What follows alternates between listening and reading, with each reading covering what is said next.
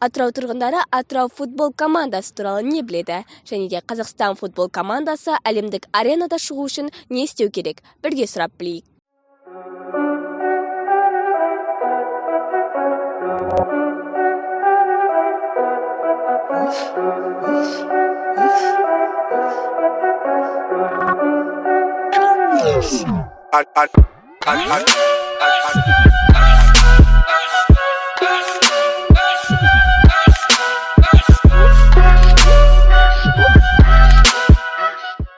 Бұл? Nasıl өзгерісі? Қалай ойлайсыз, толығырақ? Отсын дейміз ғой енді. Ойындарына барасыз ба? Жоқ, ойынға бармаймын. Телевизордан қараймын. Ойынға бармаймын. Жақсы. Ойындарына барасыз ба? Көрінесіздер ма мүлдем? Ондай ештеңе айта алмаймын. Футбол жөнінде білмеймін көкесайын. Қарамайсыз ба? Жоқ. Көп қарамаймын шынымды айтсам. Мини футбол ашылып жатыр деп естідім. Атырау қаласының жалпы ойындарына барасыздар ма? Барасыз ба? Атырау? Да. Футбол. Они сейчас на сборах тренируются в Турции. Что вы Сейчас чемпионат не проходит. насчет команды? Ну что, в первую лигу вылетели. Плохие дела. Дела плохие. В первой лиге будут играть. Бюджет уменьшился, у них зарплаты будут маленькие. Таких классных игроков не будет. Ну, там легионеры будут, но в основном местные будет больше. А тренер это местный тоже. Тимур, он, по-моему, такой вторую команду ведет. Кабдулов занимается с основным составом. Бұл сұрақтарыңыз енді өте күрделі сұрақ. Ең бірінші Қазақстан құрамасына жақсы бапкер керек шығар деп ойлаймын. Бапкер. Екінші мәселе, бұл да футболдағы проблема мәселе. Балалар жасөспірімдер спорт мектебінде осы футболдың барлық облыстарында арнайы футбол деген школ интернат болу керек шығар деп ойлаймын. Сол интернаттарда ауылдық жерден, қаланың жердің сондай мықты одаренный балалары сол жерде жатып оқып, осы соларға жағдай жасау керек деп ойлаймын. Тек қана футбол туралы телеарналар болса, ойлаймын да сол футболымыз бұдан да жоғары белестер көрініп, Европа бірлігіне, біріншілігіне, әлем біріншілігіне хотя бы жолдама алып, ояқта да бір өзінің бір отборларынан өтеді деген. Қазақстанның футболын дамыту мәселесі бойынша бір-екі пікірім бар. Қазақстандық футбол туралы, соның ішінде өзіміздің қаламыздың, сүйікті қаламыздың Атырау футбол клубының биыл өткен маусымда премьер-лигадан бірінші лигаға түсіп кетті, өкінішке орай. Менің есімде 2000 жылдардың басында Атырау футбол клубы мықты ойыншылардан жақсы қаржыландыру болған уақытта біздің қазақстандық чемпионатты қатарынан бірнеше дүркін 2 күміс чемпион болды, кубоктың иегері болды, біз оны білеміз. 10 жыл, 15 жылда қазіргі 6-7 жастағы балдарды сол аралықта дамытып, селекциядан жүргізіп, барлық үлкен клубтарда, мысалы Ювентустың, Барселонаның басқан балалар мектебі бар.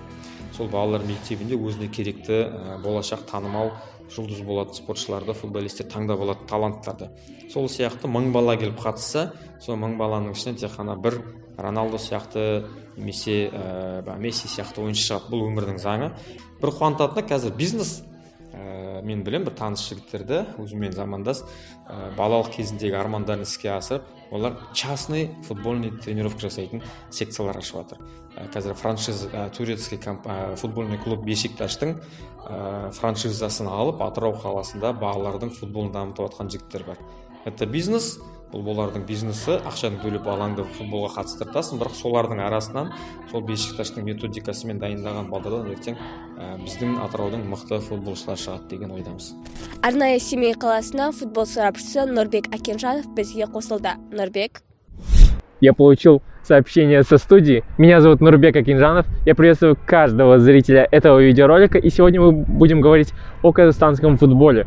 Далеко не нужно ходить за примером. В Европе сборная Бельгии достигла высоких масштабов буквально за небольшой промежуток времени. Буквально 20 лет назад никто не мог и назвать 2-3 хороших футболистов с этой страны. Но сейчас эта держава показывает себя на высоком уровне. Казахстану необходимо сейчас сделать нечто похожее.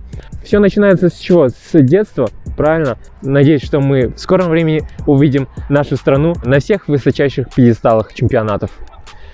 С вами был Нурбек Акинжанов. Всем спасибо, всем пока. Ассалаумағалейкум достар, және Допте парақшасының оқырмандары. Мен есімім Райымбек болады, Қызылорда қаласынан байланысқа шығып отырмын. Негізгі тақырып қазақ футболы жайында өз пікірімді қысқаша нұсқада білдіре кетейін деп едім. Қазақ футболына көңіліңіз тола ма деген сұрақ туындайды. Әрине 100% емес, 40-50% ғана. Себебі біз 2002 жыл ғана УЕФА одағына кірдік. Одан бері біраз жыл қатты өткен жоқ. Сондықтан әлі кенже дамып келе жатыр, жаймен. Қатты дамымаудың бір кесірлері бар, ол жастарға мүмкіндік бермейді, және біздің мемлекет футбол жайында заң қабылданбаған. Заң қабылданбағаннан кейін ешқандай басшы шынайы көңілмен жұмыс жасамайды. Және мына федерация құрамында отқандарында көбісі өзге ұлттар, шынайы таза қазақтар жоқ, мемлекетшіл адамдар жоқ, бір сөзбен айтқанда ұлтшыл. Егер ұлтшыл адамдар болса, ол бөлініп жатқан ақшаны жемейді, және өз ел үшін тиімді пайдаланады, әр өнерге дұрыстап бөліп, тым болмаса академия ашуға болмаса да, кішігірім мектеп үйірмелерін ашып футбол дамытуға болатын еді. Және жанкүйерлер мәселесі бізде фанаттар аса қатты стадионда көп отпайды, тек гранд командалар келген кезде, және Еврокубоктық бәсеке болған кезде ғана толтырады. Бұның бір кемшілігі бізде бақ өкілдері дұрыс жұмыс жасамайды деп ойлаймын. Себебі бақ өкілдері дұрыс жұмыс жасаса, жаңағы менеджмент, маркетинг жағы дұрыс дамыса, жарнама мықты болса, жанкүйерді тартуға болады деп өзім жеке ойлаймын. Мендегі қысқаша пікір осы. Әркімнің өз пікірі бар. Біреулер қосылар, біреу қосылмас. Бірақ бұл менің ойым. Осымен біздің сауалнамамыз өз нәтижесіне жетті. Сіздермен бірге болған мен Фазулаева Гүлдана.